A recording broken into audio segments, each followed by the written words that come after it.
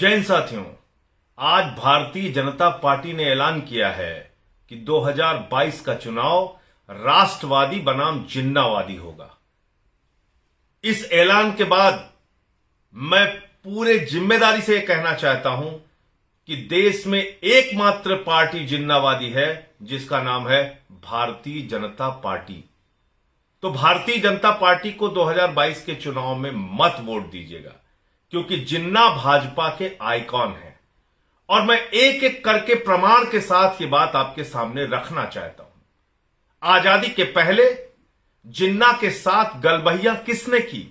आजादी के पहले जिन्ना को गले लगाने का काम किसने किया?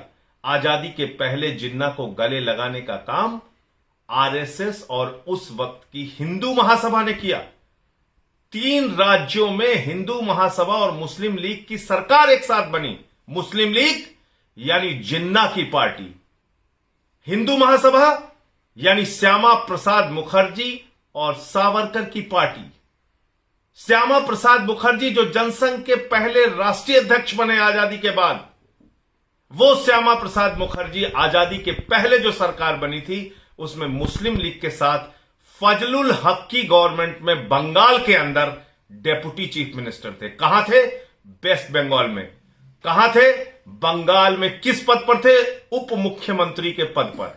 और जब देश के अंदर भारत छोड़ो आंदोलन चल रहा था, क्रांतिकारियों को जेल में डाला जा रहा था, स्वतंत्रता संग्राम सेनानियों को प्रताड़ना दी जा रही थी, उस वक्त चिट्ठी लिखते हैं अंग्रेज गवर्नर को श्यामा प्रसाद मुखर्जी जी, जो हिंदू महासभा के नेता थे। उन्होंने चिट्ठी लिखी थी कि इस आंदोलन को हमें कुचल देना चाहिए। यह ऐतिहासिक सच है, तथ्य है, प्रमाण है, इस बात से कोई इनकार नहीं कर सकता। उस आंदोलन को, जो देश के स्वतंत्रता का आंदोलन था, जो भारत का सबसे बड़ा आंदोलन था, अंग्रेजों भारत छोड़ो का आंदोलन था, राष्ट्रपिता महात्मा गांधी का आंदोलन था, उस आंदोलन के खिलाफ अंग्रेज गवर्नर का ब्रिटिश साम्राज्य का साथ दिया था। अगर किसी ने दिया था तो श्यामा प्रसाद मुखर्जी ने, डेप्यूटी चीफ मिनिस्टर बंगाल रहते, उन्होंने चिट्ठी लिखी थी कि इस आंदोलन को हमें कुचल देना चाहिए। 2 और राज्य हैं, सिंध प्रांत और नॉर्थ वेस्ट फ्रंटियर।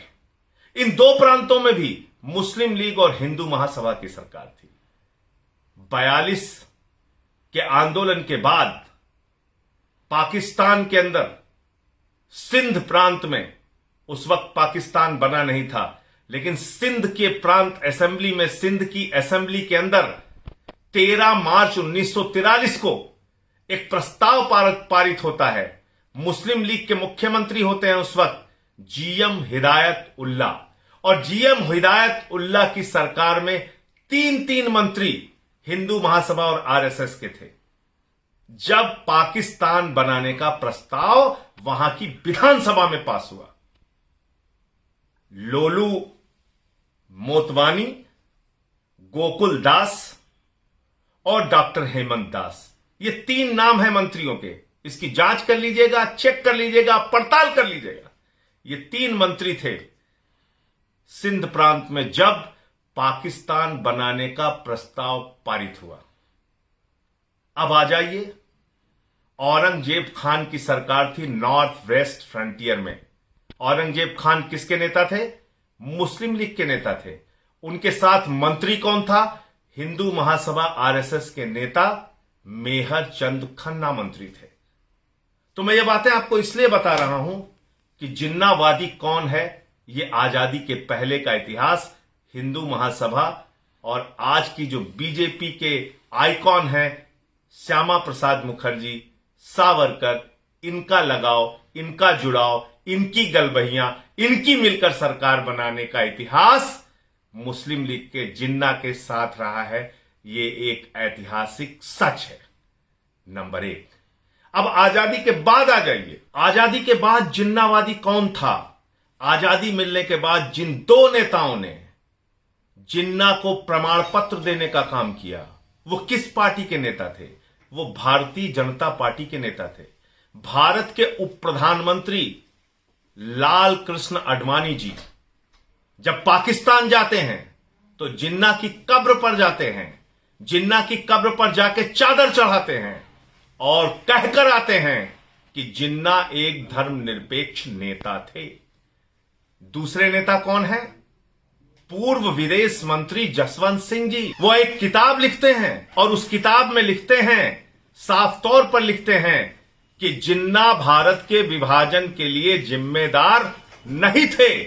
इसका मतलब बिल्कुल साफ हो गया कि जिन्ना को प्रमाण पत्र देने वाले भारतीय जनता पार्टी के नेता लाल कृष्ण आडवाणी, जिन्ना को प्रमाण पत्र देने वाले भारतीय जनता पार्टी के नेता जसवंत सिंह जी। जिन्नावादी कौन? भारतीय जनता पार्टी। जिन्नावादी कौन? श्यामा प्रसाद मुखर्जी। जिन्नावादी कौन? सावरकर। जिन्नावादी भारतीय जनता पार्टी है। भाजपा के आइकॉन है मोहम्मद अली जिन्ना। इसलिए अगर चुनाव राष्ट्रवादी बनाम जिन्नावादी है तो भूल कर भी भारतीय जनता पार्टी को वोट मत देना, क्योंकि इसलिए ये देश के अंदर एकमात्र जिन्नावादी पार्टी है।